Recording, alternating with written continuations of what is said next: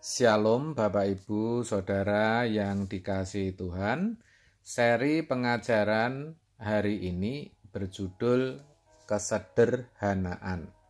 Saudara, sejatinya kekristenan itu berbicara dan mengajarkan kesederhanaan. Hal itu diteladankan oleh Yesus sejak ia datang ke muka bumi ini. Bukan tidak mungkin, tetapi sangatlah mungkin Yesus yang adalah Allah sendiri, Raja di atas segala raja, datang dengan kemewahan dan kebesarannya. Tetapi ia justru memilih datang dengan kesederhanaan. Bukan lahir melalui rahim seorang permaisuri atau putri raja, tetapi justru melalui seorang dara sederhana. Bukan dengan cara kebanyakan orang pada waktu itu melahirkan, yaitu di tempat yang layak, tetapi justru di palungan. Ini kalau kita hayati benar-benar, kita bayangkan keadaan ketika Yesus lahir. Barulah kita bisa berkata bahwa itu adalah keteladanan akan kesederhanaan yang luar biasa. Dalam Lukas 2 ayat 6-7 dituliskan demikian. Ketika mereka di situ, tibalah waktunya bagi Maria untuk bersalin. Dan ia melahirkan seorang anak laki-laki. Anaknya yang sulung, lalu dibungkusnya dengan lampen dan dibaringkannya di dalam palungan, karena tidak ada tempat bagi mereka di rumah penginapan. Kesederhanaan itu tidak hanya dialami dan diteladankan, tetapi Tuhan Yesus juga mengajarkan melalui doanya, yaitu doa Bapa kami, di mana dalam Matius 6 ayat 11 dikatakan, "Berilah kami pada hari ini makanan kami yang secukupnya." Tuhan Yesus mengajarkan agar kita meminta kepada Tuhan makanan hanya untuk hari ini, bahkan itu pun secukupnya. Itu bukan berarti Tuhan tidak sanggup atau tidak bisa memberikan kita berkat materi yang lebih, atau memberkati kita sekaligus dalam seminggu, sebulan, atau setahun. Tentu Allah yang memiliki langit dan bumi itu sangat-sangat bisa.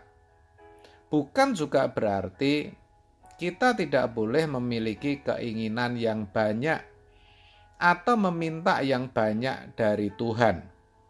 Tetapi Tuhan Yesus jelas hendak mengajarkan kesederhanaan agar kita bisa belajar mencukupkan diri, saudara. Ibrani 13 ayat 5 menuliskan demikian. "Janganlah kamu menjadi hamba uang, dan cukupkanlah dirimu dengan apa yang ada padamu. Karena Allah telah berfirman, Aku sekali-kali tidak akan membiarkan engkau, dan Aku sekali-kali tidak akan meninggalkan engkau." Itulah sebabnya penulis surat Ibrani di sini mengingatkan agar kita jangan menjadi hamba uang. Maksudnya jangan matre, tetapi agar kita memiliki hidup sederhana dengan cara mencukupkan diri. Ini penting, saudara, karena tanpa mencukupkan diri, sebanyak apapun penghasilan juga tidak akan pernah cukup. Selain itu, kesederhanaan ini juga akan membuat orang hidupnya tidak bergantung kepada dunia, karena memang yang dibutuhkan tidak banyak atau tidak butuh banyak. Sayang, kebanyakan orang termasuk orang Kristen tidak mengerti kebenaran ini, sehingga yang terjadi justru cinta dunia, cinta harta, cinta uang, dan jatuh ke dalam berbagai-bagai pencobaan. Maka dalam 1 Timotius 6 ayat 10 tidak salah kalau dituliskan, karena akar segala kejahatan ialah cinta uang. Sebab oleh memburu uanglah beberapa orang telah menyimpang dari iman dan menyiksa dirinya dengan berbagai-bagai duka. Hal itu dipicu karena hidupnya tidak sederhana, tetapi konsumtif. Orang bilang, lebih besar pasak daripada tiang. Rumah yang besar pasak daripada tiang pasti mudah roboh. Banyak hidup orang Kristen hancur gara-gara terjerat hutang, kartu kredit, pinjaman online, bank plecet, lintah darat. Semua itu karena pengeluaran yang tidak dipikir, yang jauh lebih besar daripada penghasilan. Padahal yang dibeli bukan merupakan kebutuhan. Itulah kenapa prinsip kesederhanaan yang diajarkan Tuhan sangat penting. Terkait akan hal ini, Rasul Paulus menuliskan dalam 1 Timotius 6 ayat 8 demikian. Asal ada makanan dan pakaian, cukuplah. Saudara, itulah sejatinya filosofi kekristenan, way of life, jalan hidup orang Kristen yang sejati. Apa itu?